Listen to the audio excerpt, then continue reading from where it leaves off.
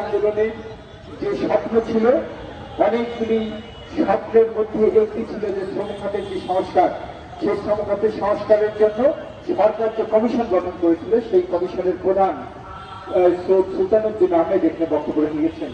সংগ্রাম পরিষদের বিভিন্ন পর্যায়ের নেতৃবৃন্দ উপস্থিত আছেন এবং আমি দেখতে পাচ্ছি আমাদের সামনে বাংলাদেশের শ্রমজীবী মেহনতি মানুষের যে মুক্তি আন্দোলন, সেই মুক্তি আন্দোলনের পুরনো ব্যক্তিত্ব কমরেড খালিকুজ্জামান এখানে উপস্থিত আছেন। আপনাদের সাথে সংগতি জানিয়ে আপনাদের সবার প্রতি সমাজতান্ত্রিক শ্রমিক পার্টির পক্ষ থেকে সংগ্রামী শুভেচ্ছা এবং অভিনন্দন। বক্তব্য রাখবেন আমাদের নেতা কমরেড রাজুজ্জামান রতন, তিনি বিস্তারিত বলবেন।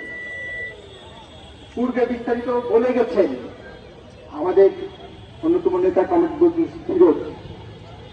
আপনাদের সদস্য সচিব কমরেড মনীষা চক্রবর্তী সুনির্দিষ্ট করে বলেছেন আপনাদের যে অধিকার, সেই অধিকারের কথাটি।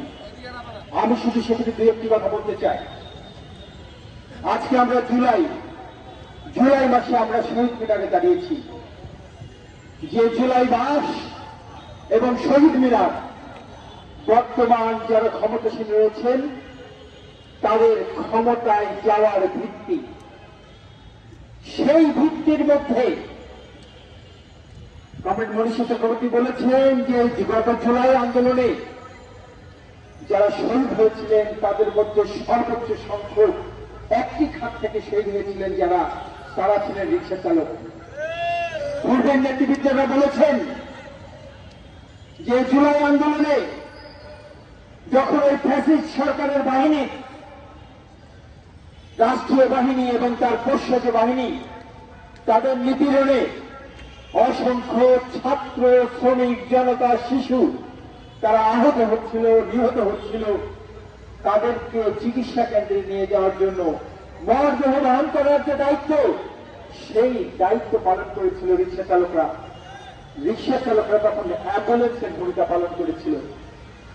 আমরা সে সময় এটি জানি যে শুধুমাত্র এই যারা আহত হচ্ছেন তাদেরকে বহন করার জন্য অপরাধে সেই রিক্সা চালকদেরকে ধরেছেন এবং বলেছেন এদেরকে হাসপাতালে নিয়ে যাওয়ার তোমার দায়িত্ব কে দিয়েছে। এবং সেই প্রেক্ষিতে একজন রিক্সা চালক সে বলেছে যে মানবিকভাবে একজন মানুষ আহত হয়ে পড়ে আছে, এই জন্য তাকে হাসপাতালে নিয়ে যাচ্ছি, এই জন্য আমাকে কেউ বলা লাগে নাই, আমাকে কেউ ভাড়া দেবে না। পুলিশরা বলেছে তাকে যে তুমি অপরাধ করেছো।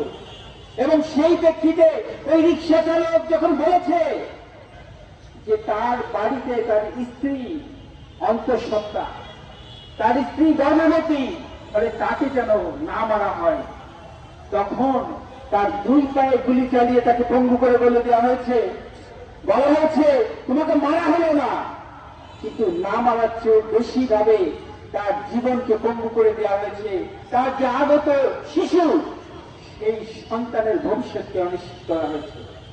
এর পাশাপাশি নেতৃবৃন্দ বললেন অনেক রিক্সা চালককে টার্গেট করে গুলি করা হয়েছে শুধুমাত্র